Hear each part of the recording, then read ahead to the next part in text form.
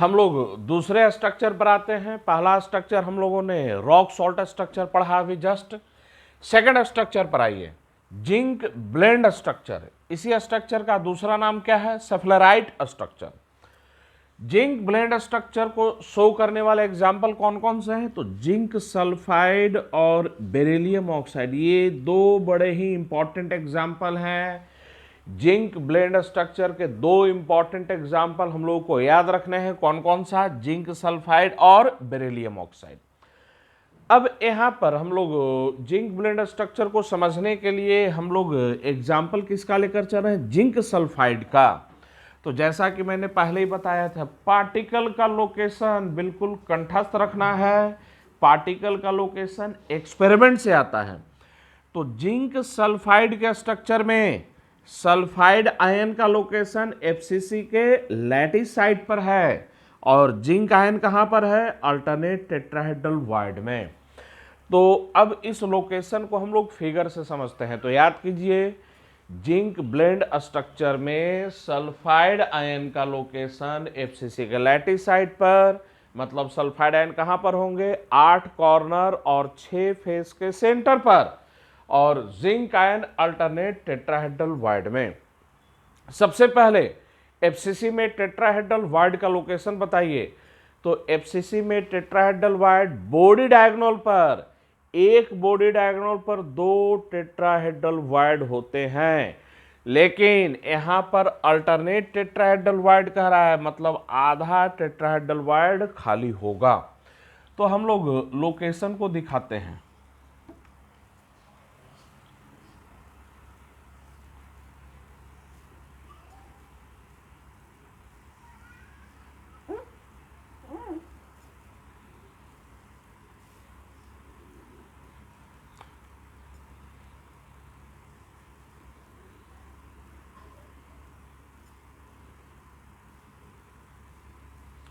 ध्यान दीजिए, sulphide ion के लोकेशन पर आते हैं। सल्फाइड आयन का लोकेशन बोल रहा है एफसीसी के लैटिस साइड पर।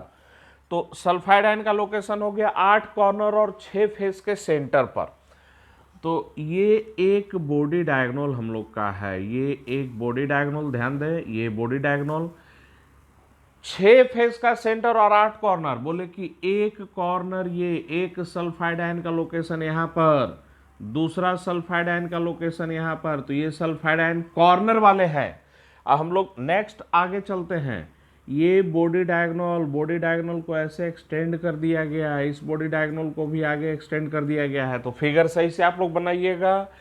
ये बॉडी डायगोनल जो हम लोग का है, इस बॉडी डायगोनल को एक्सटेंड कर दिया गया है। अब ध्यान दीजिए, टेट्राहेड्रल वॉइड, गौर से समझिएगा, टेट्राहेड्रल वॉइड का लोकेशन। तो टेट्राहेड्रल वॉइड कहां पर होता है?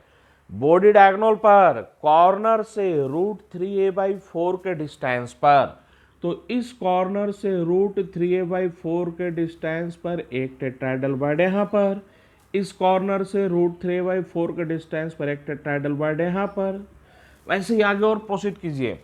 भाई इसी बॉडी डायगोनल को एक्सटेंड किए हैं, तो इस कॉर्नर से √3/4 के डिस्टेंस पर इधर भी एक टेट्राहेड्रल वॉइड, और इस कॉर्नर से √3/4 के डिस्टेंस पर इधर भी एक टेट्राहेड्रल वॉइड, ठीक है ना।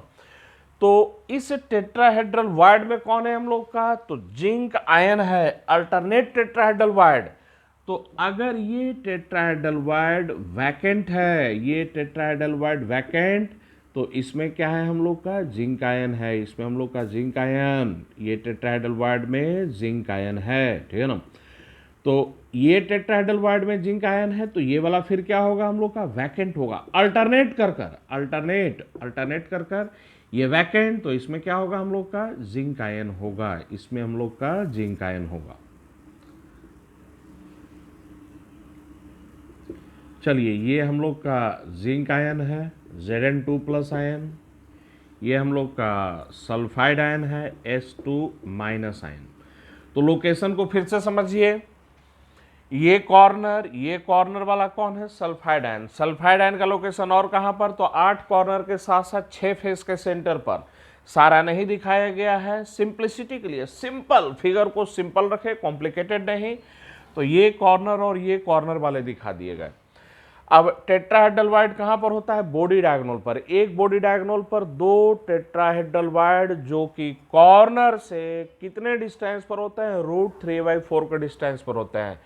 तो एक टेट्राहेड्रल वाइड ये, दूसरा ये, तीसरा ये, चौथा ऐसे अलोंग द बॉडी डायगोनल दिखाया गया, ठीक है ना।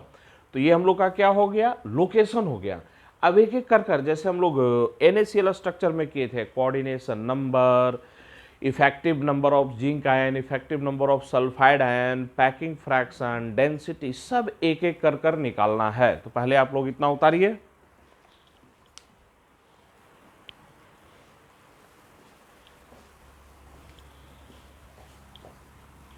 ये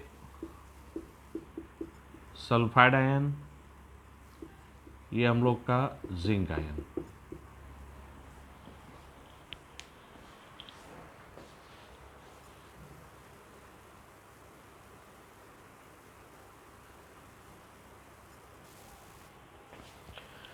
नेक्स्ट हम लोग आते हैं एक एक कर देखिए अब हम लोग को क्या क्या फिल करना है।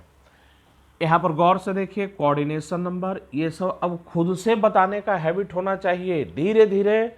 यहां पर एक चीज ध्यान रखिएगा, सब मैं पहले समझा दूंगा, लेकिन मेरे समझाने के बाद जब आप दोबारा रिवीजन कीजिएगा तो चीज़ों को खुद से समझते हुए रिवाइज करना है, इमेजिन करते हुए रिवाइज करना है कि हाँ ये सब कैसे लिखा गया है, एकदम रट नहीं लेना है। जो भी चीज़ें यहाँ पर नोट्स में आप लोग लिख रहे हैं उसको समझते हुए पॉइंट्स को याद रखना है। तो हमें कोऑर्डिनेशन नंबर लिखना है, इफेक्टिव नंबर ऑफ जिंक और सल्फाइड आयन लिखना और सिंपलेस्ट फॉर्मूला एक एक कर आते हैं। सबसे पहले ये ध्यान दीजिए, ये जो वायर्ड है हम लोग का, एक प्लेन में 3 बॉल, ऊपर में 1 बॉल, कौन सा वायर्ड है? Tetrahedral wired. अब इस फिगर को देखिए, इस मॉडल को देखिए भाई, इस टेट्राहेड्रल वायर्ड में जो भी स्फीयर जाएगा, तो इस टेट्राहेड्रल वायर्ड में जो भी स्फीयर जाएगा, चाहे एग्जैक्टली फिट हो या डिस्टॉर्शन ला दे, वो 4 के साथ टच में रहेगा। तो ये पॉइंट मॉडल देखो दिमाग में बिल्कुल सेट कर लेना है, बिल्कुल दिमाग में बैठा लेना है। टेट्राहेड्रल वायर्ड में जो भी स्फीयर जाता है, चाहे एग्जैक्टली फिट हो जाए या डिस्टॉर्शन ला दे, वो 4 के साथ टच में रहेगा। तो 4 के साथ टच में रहेगा तो उसका कोऑर्डिनेशन नंबर कितने के बराबर? 4 के बराबर। अब यहां पर देखिए, फिगर देखिए, टेट्राहेड्रल वायर्ड में कौन गया है? Zinc ion. तो भाई जिंक आयन टेट्राहेड्रल वायर्ड में गया तो चाहे फिट हो या डिस्टॉर्शन लाए, वो जिंक आयन 4 सल्फाइड के साथ क्या होगा? टच में होगा। तो जिंक आयन 4 सल्फाइड के साथ टच में होगा, उसका कोऑर्डिनेशन नंबर कितने के बराबर? 4 के बराबर। अब सल्फाइड आयन के कोऑर्डिनेशन नंबर को समझिए, गौर से समझिए सल्फाइड आयन के कोऑर्डिनेशन नंबर को, बड़ा गौर से समझना है। मैं एक क्वेश्चन पूछ रहा हूं, ठीक है ना, एक क्वेश्चन पूछ रहा हूं।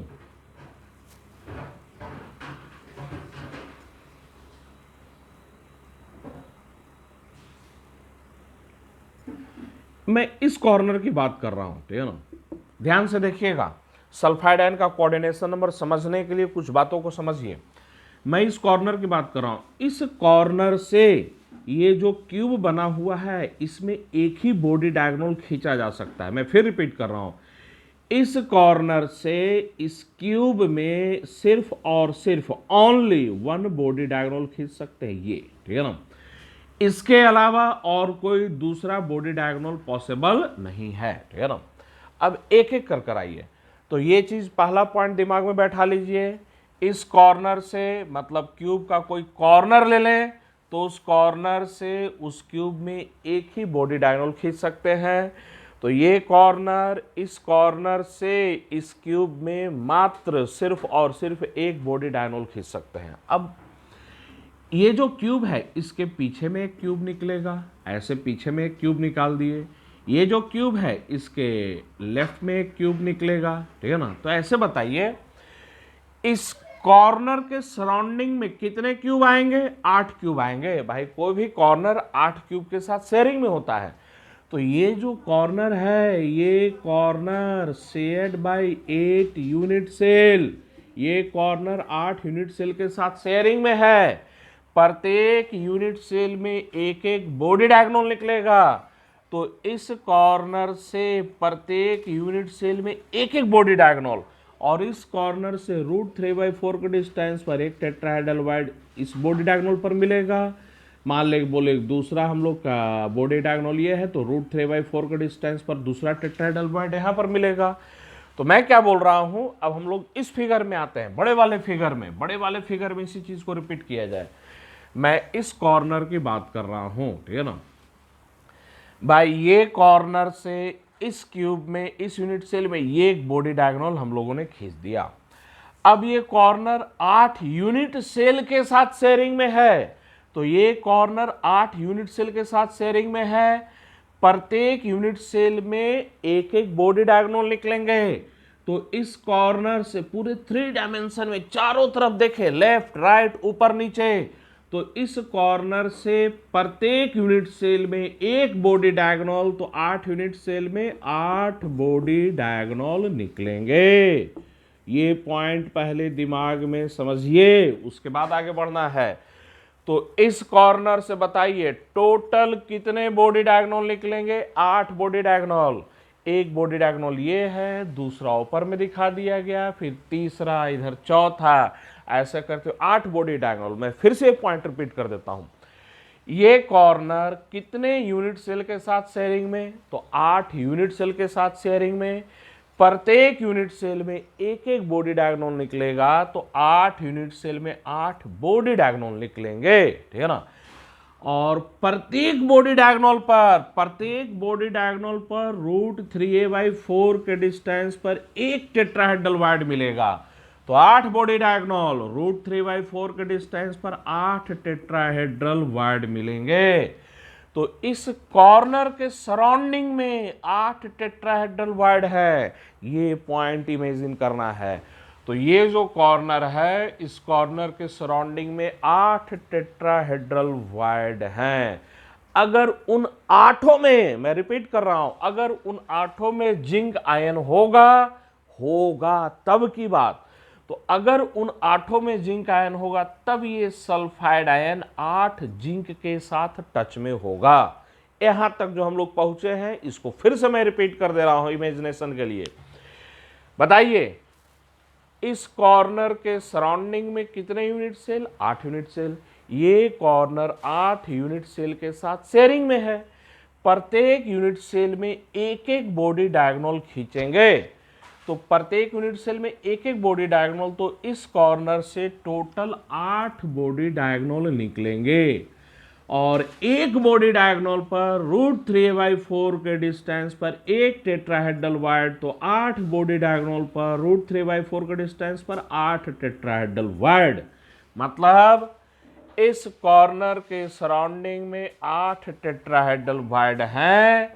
अगर उन 8 में जिंक आयन हो, सब में जिंक आयन हो, कोई भी खाली नहीं हो, तब ये सल्फाइड आयन 8 के साथ टच में होगा।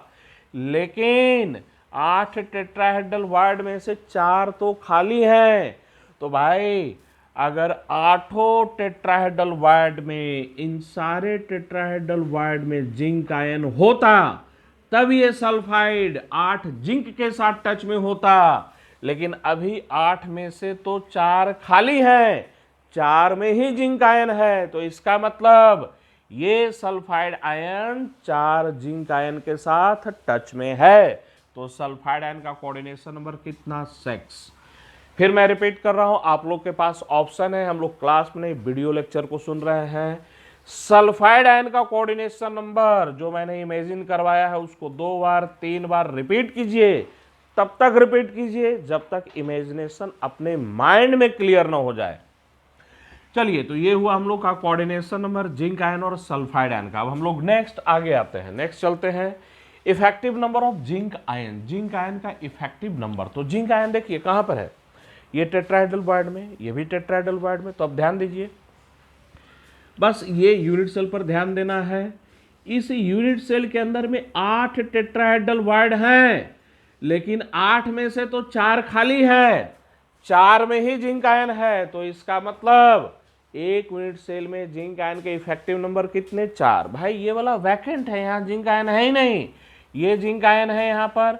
तो 8 टेट्राहेड्रल वाइड में से 4 खाली हैं, 4 में ही जिंक आयन हम लोग का है, तो जिंक आयन का इफेक्टिव नंबर कितना हो जाएगा 4। अब हम लोग आते हैं सल्फाइड आयन पर, ठीक है।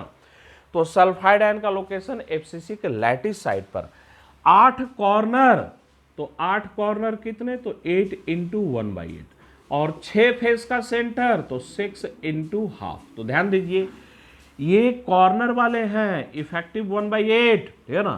तो 8 कॉर्नर वाला अपने में कितना रहता है 1/8, तो 8 इंटू 1/8, और फेस का सेंटर इफेक्टिव कितना होता है, तो आधा होता है, तो 6 इंटू हाफ, ये मिलकर कितने हो जाएंगे 4, ठीक है ना। तो molar ratio of cation to anion, molar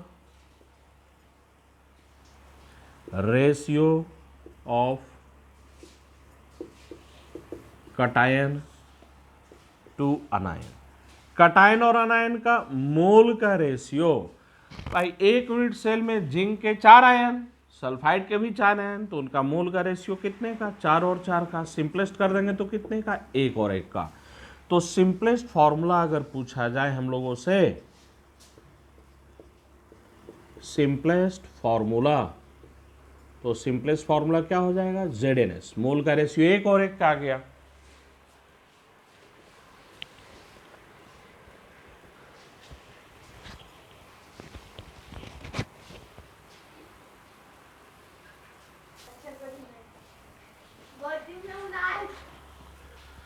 हम लोग नेक्स्ट निकालिए, number of formula units in 1 unit cell, एक यूनिट सेल में कितने फॉर्मूला यूनिट। फॉर्मूला यूनिट ये वर्ड में अगर दिक्कत हो तो पार्टिकल वर्ड से इसको रिप्लेस कर दीजिए। तो हम लोग को क्या निकालना है, एक यूनिट सेल में जिंक सल्फाइड के कितने पार्टिकल हैं, और फिर से ध्यान दीजिए मॉलिक्यूल वर्ड यूज नहीं करेंगे। भाई मॉलिक्यूल कहाँ है, ये है आयन सल्फाइड आयन, ये है आयन जिंक आयन, तो यहाँ तो पार्टिकल्स आयन्स हैं।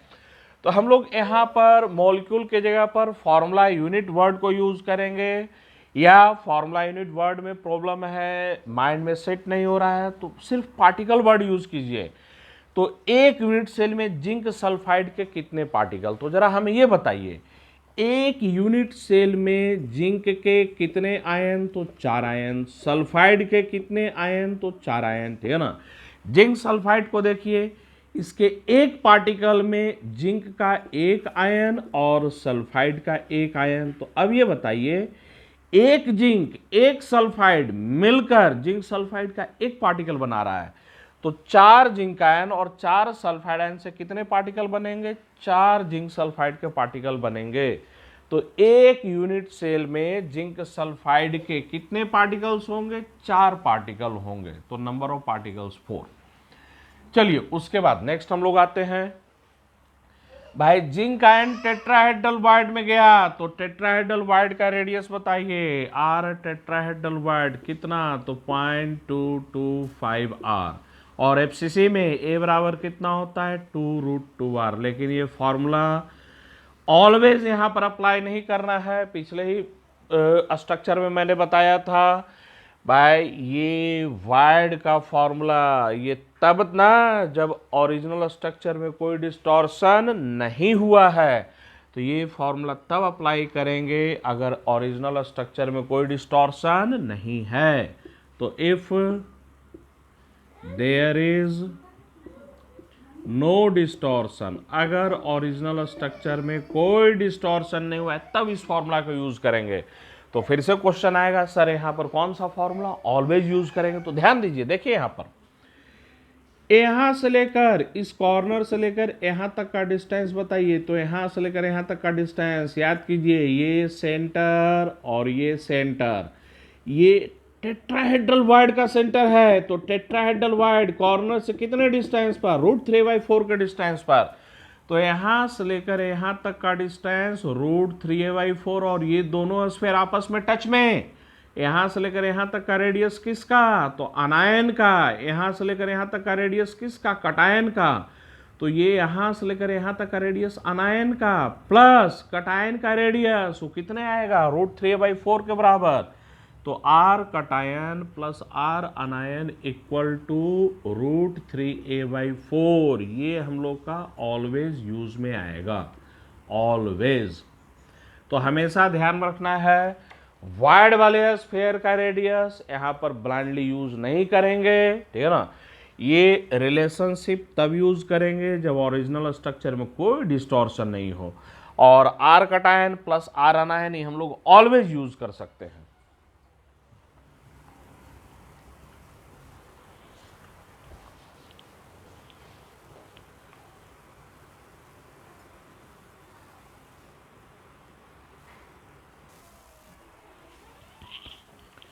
हम लोग नेक्स्ट स्ट्रक्चर पर आते हैं, फ्लोराइड स्ट्रक्चर। तो ध्यान दीजिए फ्लोराइड स्ट्रक्चर के कुछ इंपॉर्टेंट एग्जांपल्स, फ्लोराइड स्ट्रक्चर के इंपॉर्टेंट एग्जांपल्स कौन कौन से? कैल्शियम फ्लोराइड, स्ट्रोंशियम फ्लोराइड और बेरियम फ्लोराइड। तो फ्लोराइड स्ट्रक्चर को समझने के लिए यहां पर हम लोग एग्जांपल में ले रहे हैं कैल्शियम फ्लोराइड। तो लोकेशन को इंपॉर्टेंट है, लोकेशन याद कीजिए। कैल्शियम आयन का लोकेशन कहां पर? एफसीसी के लैटिस साइड पर, मतलब कैल्शियम आयन कहां पर होंगे? 8 कॉर्नर और 6 फेस के सेंटर पर। और फ्लोराइड आयन का लोकेशन, फ्लोराइड आयन का लोकेशन ऑल टेट्राहेड्रल वाइड। तो इस बार ध्यान में रखिएगा, कोई भी टेट्राहेड्रल वाइड खाली नहीं है, सारे टेट्राहेड्रल वाइड में क्या प्रेजेंट है? Fluoride ion.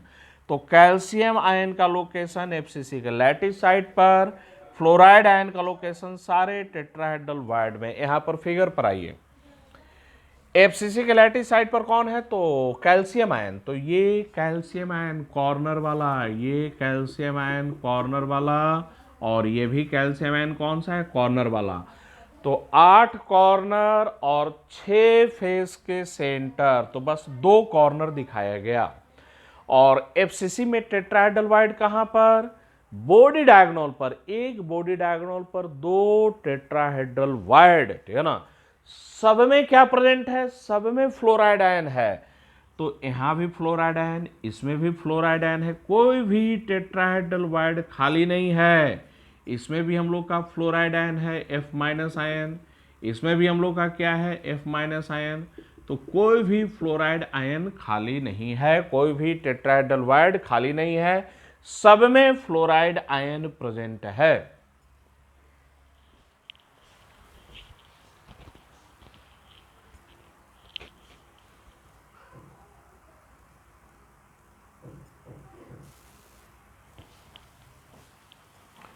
चलिए अब एक एक कर इन सारे पॉइंट्स को फिल कीजिए। कोऑर्डिनेशन नंबर, इफेक्टिव नंबर और मोलर रेशियो हम लोग एक एक कर आते हैं। Coordination number of calcium ion, calcium ion का कोऑर्डिनेशन नंबर। तो कैल्शियम आयन यहां पर है, ध्यान दीजिए, ठीक है ना। ये कैल्शियम आयन है। मैं फिर से पिछले में जो पॉइंट रिपीट किया था उसी को मैं रिपीट कर रहा हूं।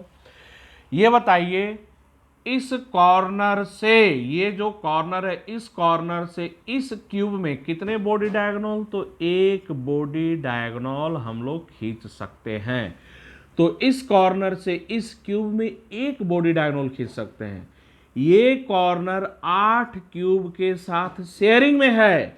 तो ये कॉर्नर 8 क्यूब के साथ शेयरिंग में, प्रत्येक क्यूब में एक एक बॉडी डायगोनल, तो 8 क्यूब में मिलाकर टोटल 8 बॉडी डायगोनल होंगे, ठीक है ना।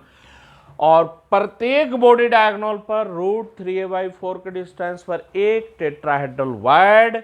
तो इसका मतलब इस कॉर्नर के सराउंडिंग में 8 टेट्राहेड्रल वाइड हैं। तो ये जो कॉर्नर है, इस कॉर्नर के सराउंडिंग में 8 टेट्राहेड्रल वाइड, और प्रत्येक में क्या प्रेजेंट है? Fluoride ion. सब में फ्लोराइड आयन प्रेजेंट है, कोई भी टेट्राहेड्रल वाइड खाली नहीं है। तो इस कॉर्नर के सराउंडिंग में 8 टेट्राहेड्रल वाइड, सब में फ्लोराइड आयन प्रेजेंट है। इसका मतलब ये कैल्शियम आयन 8 फ्लोराइड आयन के साथ टच में होगा। तो ये कैल्शियम आयन 8 फ्लोराइड आयन के साथ टच में है, तो इसका कोऑर्डिनेशन नंबर 8 के बराबर। अब फ्लोराइड आयन पर आइए। फ्लोराइड आयन कहाँ है? टेट्राहेड्रल वाइड में। तो मैं फिर से मॉडल दिखा रहा हूं भाई, ये मॉडल देखिए। जो भी स्फीयर वाइड में जाए, टेट्राहेड्रल वाइड में, चाहे वो कटायन हो, अनायन हो, हमें उससे कोई मतलब नहीं है। वाइड में, इस वाइड में जो भी स्फीयर जाएगा, चाहे टच में रहे या डिस्टॉर्शन ला दे, एग्जैक्टली फिट हो जाए या डिस्टॉर्शन ला दे, वो 4 के साथ टच में रहेगा। तो ये फ्लोराइड आयन 4 कॉर्नर के साथ टच, ये फ्लोराइड आयन 4 कैल्शियम आयन के साथ टच में, तो उसका कोऑर्डिनेशन नंबर 4 के बराबर। अब हम लोग एक एक कर आते हैं इफेक्टिव नंबर पर। Effective number of calcium ion, calcium ion का इफेक्टिव नंबर बताइए। तो कैल्शियम आयन है एफसीसी के लैटिस साइड पर 8 कॉर्नर और 6 फेस का सेंटर। ये बताइए कॉर्नर वाला अपने में कितना होता है, तो 1/8। तो ये 8 कॉर्नर 8 इंटू 1/8 और 6 फेस का सेंटर, फेस का सेंटर अपने में कितना होता है, तो आधा। तो ये मिलकर इफेक्टिव कितने हो जाएंगे, 4। तो 8 कॉर्नर वाले मिलकर इफेक्टिव 1 और कैल्शियम आयन 6 फेस के सेंटर पर वो मिलकर इफेक्टिव 3। तो 1 और 3 मिलकर कितने हो गए, 4। चलिए अब आते हैं हम लोग फ्लोराइड आयन पर। तो फ्लोराइड आयन ध्यान दीजिए कहां पर है, तो ये टेट्राहेड्रल वाइड में एक बॉडी डायगोनल पर 2 फ्लोराइड आयन, तो 4 बॉडी डायगोनल पर 8 फ्लोराइड आयन। तो याद कीजिए एफसीसी में 8 टेट्राहेड्रल वाइड होते हैं, सबके सब अंदर में ही होते हैं। तो एफसीसी में 8 टेट्राहेड्रल वाइड, फ्लोराइड आयन उन 8 टेट्राहेड्रल वाइड में है, सब अंदर में ही है। तो एक यूनिट सेल में फ्लोराइड आयन का इफेक्टिव नंबर कितना होगा, 8 होगा।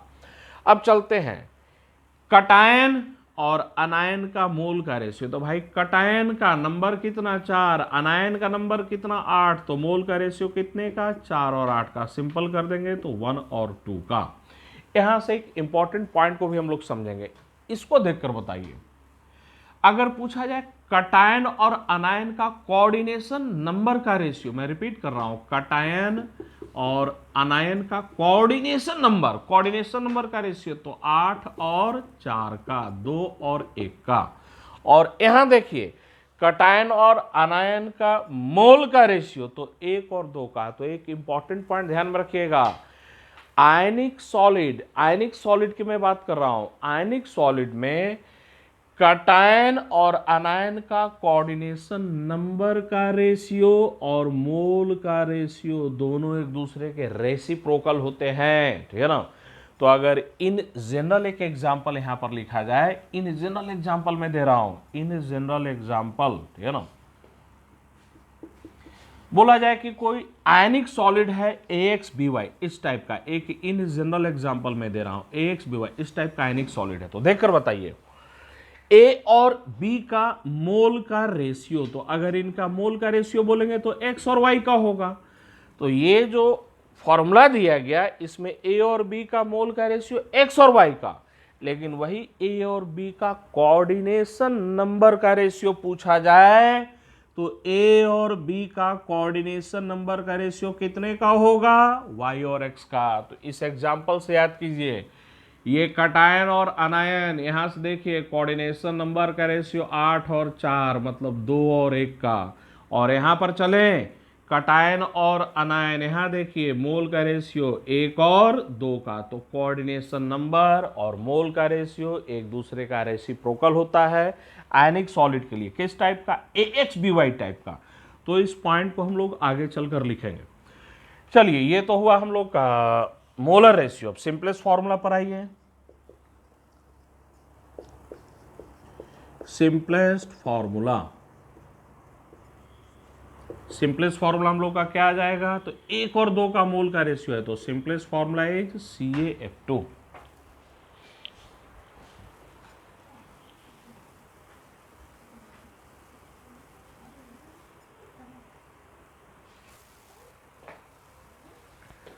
चलिए हम लोग निकालते हैं number of formula units in 1 unit cell.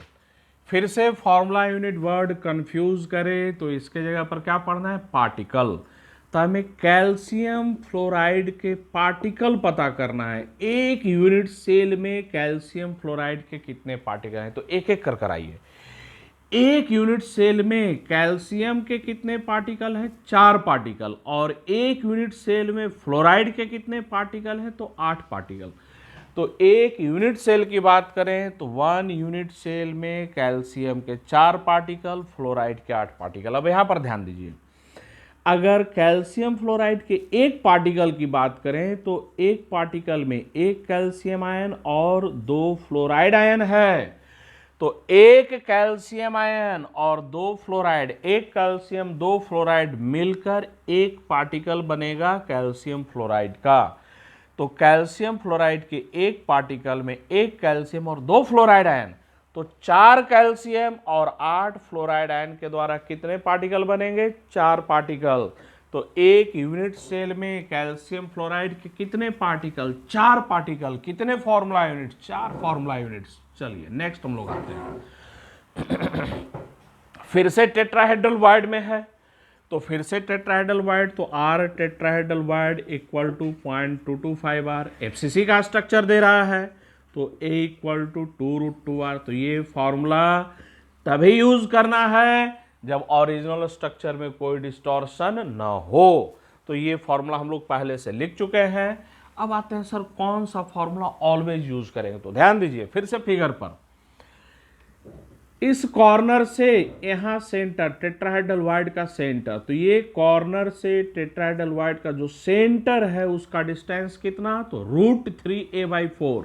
और रेडियस का टर्म से बोले तो ये यहां से लेकर यहां तक कटायन का रेडियस और यहां से लेकर यहां तक अनायन का रेडियस।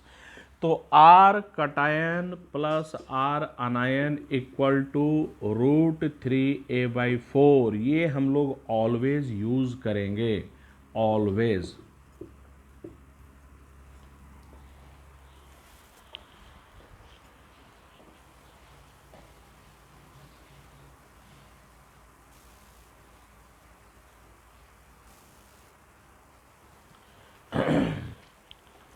चलिए नेक्स्ट पॉइंट को पढ़िए। ये पॉइंट अभी हम लोग पहले बता चुके थे, एग्जाम्पल में देखे थे, अभी जस्ट बताए थे। उस पॉइंट को बताइए। ये कोई आयनिक सॉलिड है जिसका फॉर्मूला क्या है? AXBY। तो कोई आयनिक सॉलिड जिसका फॉर्मूला AXBY है, तो इसमें देख कर बताइए कटायन और अनायन का मोल का रेशियो कितने का है? X और Y का। तो इस फॉर्मूला में, इस आयनिक सॉलिड में कटायन और अनायन का मोल का रेशियो X और Y का। तो हमेशा याद रखिएगा, तो कटायन और आयन का कोऑर्डिनेशन नंबर का रेशियो रेसिप्रोकल कर देना है। तो ये मोल का रेशियो X और Y का, तो कटायन और आयन का कोऑर्डिनेशन नंबर का रेशियो Y और X का हो जाएगा। पढ़िए सेंटेंस को। For ionic solid of formula AXBY in which molar ratio of cation to anion is X:Y। तो मोल का रेशियो कितने का? X:Y का। Then the ratio of coordination number of cation to anion would be, कितना होगा हम लोग का? Y:X का।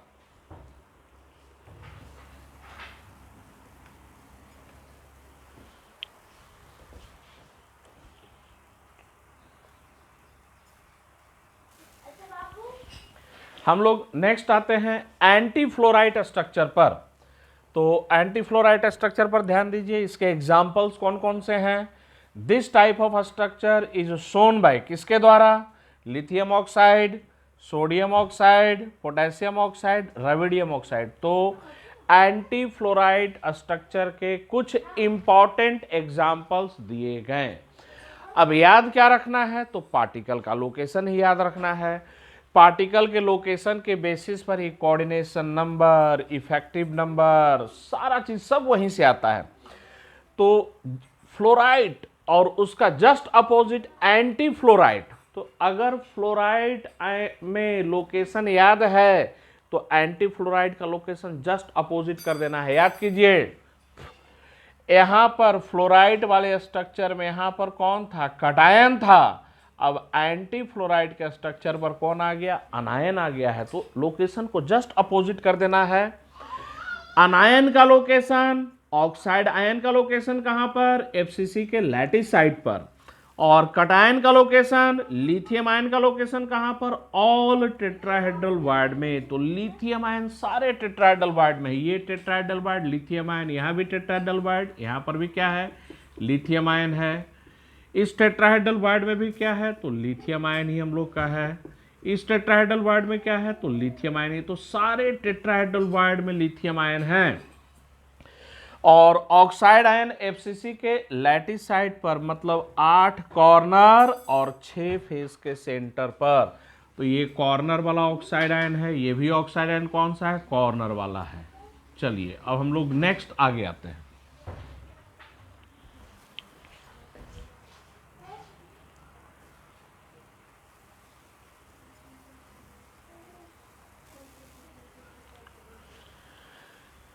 अब इतना पढ़ने के बाद ये जितने भी टर्म्स यहाँ पर दिए गए हैं, अब आप लोग क्या कीजिए, इसे अपने कॉपी में खुद से फिल करना है।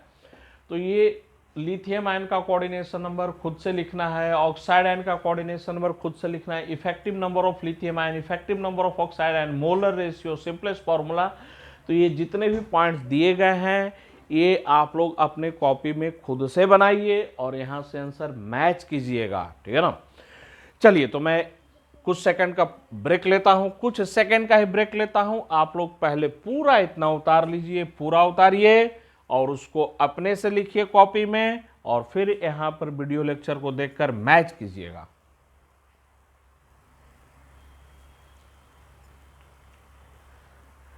चलें एक एक कर मैं आंसर देता हूं, ठीक है ना।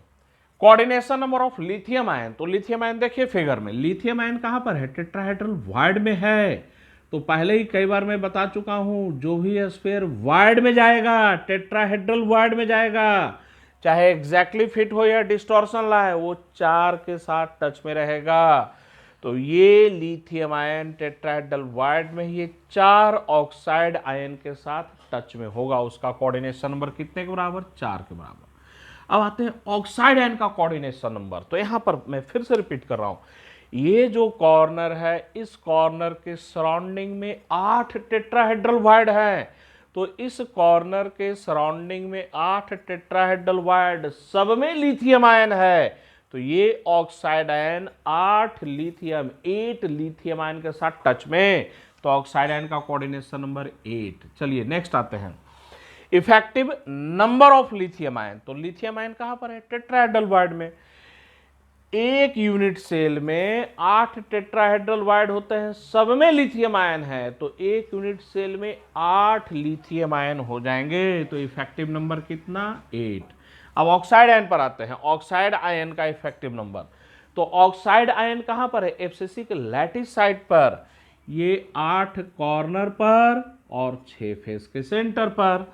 तो 8 कॉर्नर वाले पर आइए, 8 कॉर्नर वाला अपने में 1/8, तो 8 इंटू 1/8, और 6 फेस का सेंटर अपने में आधा, तो 6 इंटू हाफ इक्वल टू कितना हो जाएगा, 4। ध्यान दें, कटायन और अनायन का कोऑर्डिनेशन नंबर का रेशियो 4 और 8, मतलब 1 और 2 का। और यहां पर ध्यान दें, कटायन और अनायन का ये 8 और 4, मोल का रेशियो 8-4, मतलब 2 और 1 का। तो हम लोग क्या देख रहे हैं कि कटायन और अनायन का कोऑर्डिनेशन नंबर का रेशियो और मोल का रेशियो एक दूसरे का रिवर्स रेसिप्रोकल होता है। चलिए मोलर रेशियो पर हम लोग आते हैं, molar ratio of cation to anion. तो कटायन का नंबर है 8, अनायन का नंबर है 4, तो इनका मोल का रेशियो कितने का, 8 और 4 का, मतलब सिंपलेस्ट कर दे 2 और 1 का। तो इनका मोल का रेशियो सिंपलेस्ट में 2 और 1 का, तो सिंपलेस्ट फॉर्मूला क्या हो जाएगा, Li2O।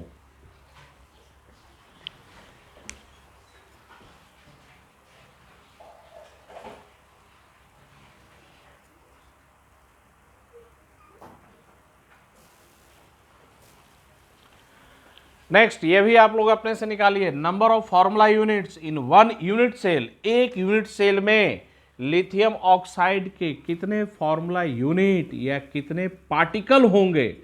तो एक यूनिट सेल में लिथियम ऑक्साइड का कितना पार्टिकल, अगर फॉर्मूला यूनिट वर्ड से अभ्यस्त नहीं है, माइंड में सेट ये वर्ड नहीं हुआ है, तो पार्टिकल वर्ड से पढ़िए उसे। Number of lithium oxide particle in 1 unit cell, या प्रॉपर वे में बोला जाए तो number of formula units in 1 unit cell. तो ये बताइए, एक यूनिट सेल में लिथियम आयन का इफेक्टिव नंबर कितना है, 8, और एक यूनिट सेल में ऑक्साइड आयन का इफेक्टिव नंबर कितना है, 4। तो एक यूनिट सेल में लिथियम आयन का इफेक्टिव नंबर है 8, ऑक्साइड आयन का इफेक्टिव नंबर 4। अब यहां पर बात करें, एक यूनिट सेल में लिथियम ऑक्साइड का एक पार्टिकल लेंगे तो लिथियम के 2 आयन हैं और ऑक्साइड का 1 आयन है, ठीक है ना। तो लिथियम ऑक्साइड के एक पार्टिकल में लिथियम का 2 आयन और ऑक्साइड का 1 आयन, तो लिथियम का 2 और ऑक्साइड का 1 मिलकर एक पार्टिकल बना। तो लिथियम के 8 आयन और ऑक्साइड के 4 आयन मिलकर लिथियम ऑक्साइड के कितने पार्टिकल? 4 पार्टिकल। तो एक यूनिट सेल में लिथियम ऑक्साइड के कितने पार्टिकल है? 4 पार्टिकल। तो नंबर ऑफ फॉर्मूला यूनिट्स कितने हो जाएंगे? 4। नेक्स्ट अब आगे आते हैं भाई, टेट्राहेड्रल वार्ड का रेडियस, तो are tetrahedral void equal to 0.225 are. FCC का स्ट्रक्चर ए बराबर 2√2r, लेकिन मैं बार बार रिपीट कर रहा हूं, ये फॉर्मूला तब यूज करना है जब ओरिजिनल स्ट्रक्चर में कोई डिस्टॉर्शन ना हो। तो यहां पर स्ट्रक्चर के केस में ये सब फॉर्मूला ब्लाइंडली यूज नहीं करेंगे, तो हम लोग कौन सा फॉर्मूला ऑलवेज यूज करेंगे। तो यहां पर आइए भाई, ये कॉर्नर और ये टेट्राहेड्रल वार्ड का सेंटर, मेरे पेन के पॉइंट को देखिएगा, ये कॉर्नर और ये टेट्राहेड्रल वार्ड का सेंटर, ये डिस्टेंस कितना? √3a/4, और यहां से लेकर यहां तक डिस्टेंस अनायन का रेडियस और ये डिस्टेंस कटायन का रेडियस। तो are cation plus are anion equal to √3a/4, ये हम लोग ऑलवेज यूज करेंगे, ऑलवेज। तो बच्चों आज के क्लास में इतना ही। अब हम लोग नेक्स्ट वीडियो में मिलते हैं, और भी कुछ इंपॉर्टेंट स्ट्रक्चर हम लोग के बाकी हैं, तो और भी जो स्ट्रक्चर है उसको हम लोग नेक्स्ट वीडियो नेक्स्ट क्लास में लेंगे।